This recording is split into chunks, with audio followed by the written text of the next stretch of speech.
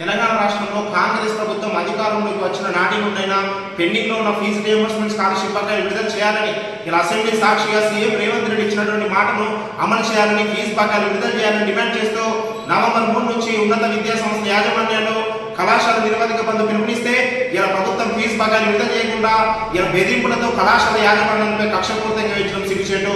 ఇలా ప్రభుత్వానికి చిత్తశుద్ధి ఉంటే అసెంబ్లీ సాక్షి రేవంత్ రెడ్డి గారు 500 కోట్ల ప్రతి నెల ఫీజు బకాయిలు విడుదల చేస్తామన్నారు. ఇప్పటికి ఎందుకు విడుదల చేయడం లేదు? కాంగ్రెస్ ప్రభుత్వం అధికారంలోకి వస్తే ఫీజు రియంబర్స్మెంట్ ఏకకాలం విడుదల చేస్తామన్నారు. ఎందుకు విడుదల చేయడం లేదు?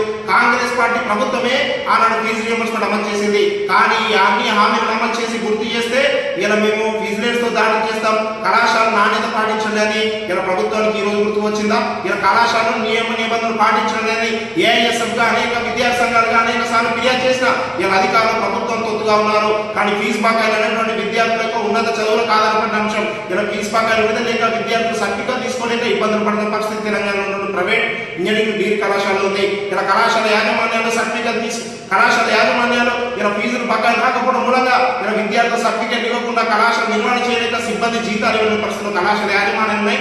రేవంత్ రెడ్డి గారు ఇలా రాష్ట్రంలో విద్యాశాఖ మీ వద్దే ఉంది. పెండింగ్ లో ఉన్న ఫీజు రియంబర్స్మెంట్ స్కాలర్షిప్ బకాయిని ₹1 ఆపకుండా ఇచ్చిన మాట కట్టుబడి వెంటనే విడుదల చేయాలి. కానీ కళాశాల పట్ల కక్షపూర్తిగా వివరించి విజిలెన్స్ దాంట్లో వివరించడం సరికాదు. ఫీజు బకాయిలు మొత్తం ఇచ్చిన తర్వాత విజిలెన్స్ చేస్తావా, ఏసీబీ చేస్తావా, సిఐడి చేస్తావా, నీ ఇష్టం, మీ ప్రభుత్వం ఇష్టం. కానీ ఫీజు బకాయిలు ఇచ్చి విద్యార్థుల బాధను తీర్చిన తర్వాతనే విద్యార్థుల చదువులకు ఆటంకం లేకుండా ఉన్న తర్వాతనే కళాశాల యాజమాన్యాలపై దాడులు చేయాలని ఏఐఎస్ఎఫ్ కోరుతాను. ఫీజు బకాయిలు విడుదల చేయకుండా విద్యార్థుల జీవితం చెల్లడం అంటే ఊరుకోం. ఎక్కడికక్కడ రాష్ట్రంలో మంత్రులను ఎమ్మెల్యే ఎక్కడిక్కడ అడ్డుకుంటాం.